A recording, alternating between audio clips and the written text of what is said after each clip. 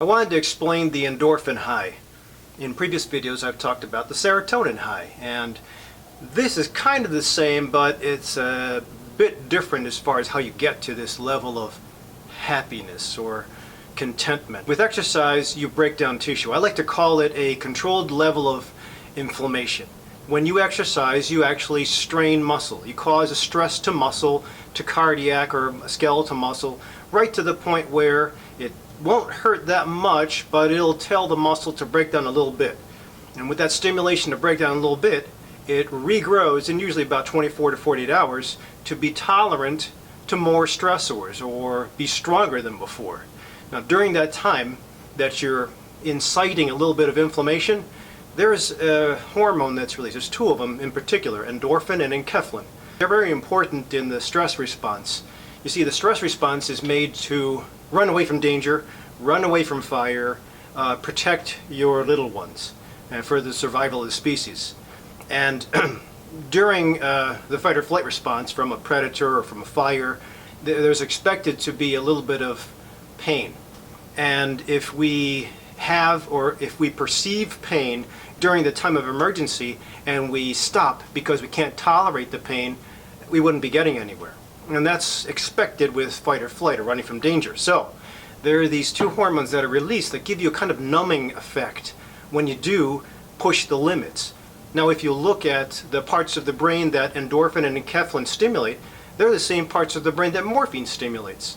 So there's a numbing effect to exercise. And that's why I think a lot of my athletes love exercise so much, is because if you get to a certain groove and you expend a certain amount of energy to exercise, there's a benefit you get. Now here's the problem though. I think that a lot of people are over fatigued, poor sleep, no relaxation response, no way to negate stress except for exercise, and that's fine. The calm and peace that you receive from the endorphin and enkephalin rush comes at a price of energy expenditure. So to get to that level of exercise you have to expend a tremendous amount of energy. And as long as you keep up with good sleep, then you're fine. Good eating, then you're fine. You can make it up and you'll be prepared for the next day.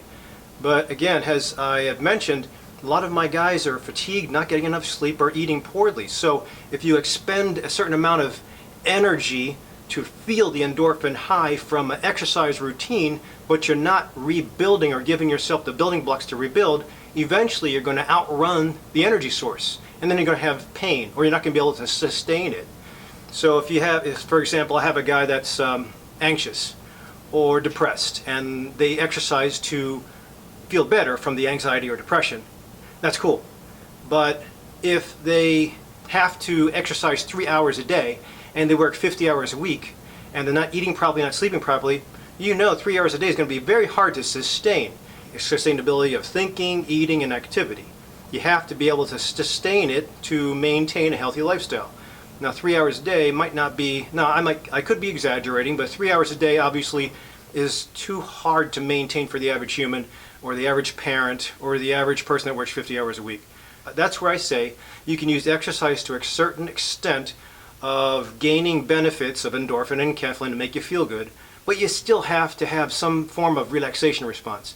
So if you turn on the stress response, controlled burn, to a certain amount so you feel good, cool, as long as you don't expend too much energy to do it.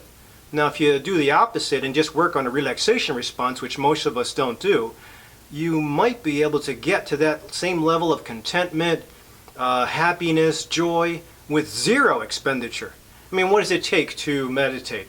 You just sit there and you go within. You be mindful of the way your body reacts to the outside. You be mindful without reacting to things around you.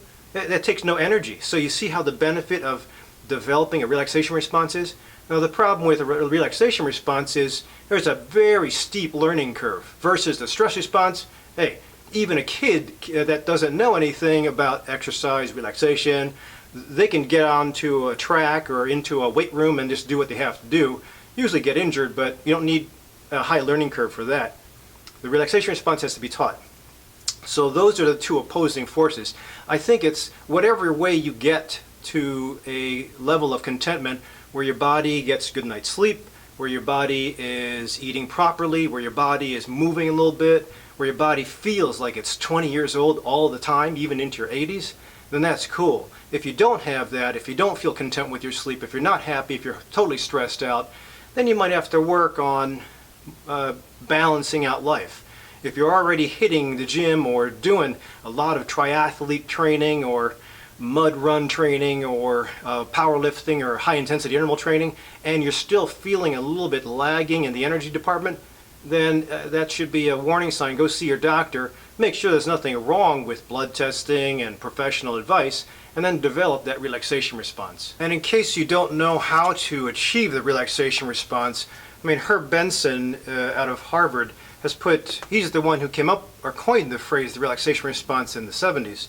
He's put out several books as far as how to attain that or work that into your life.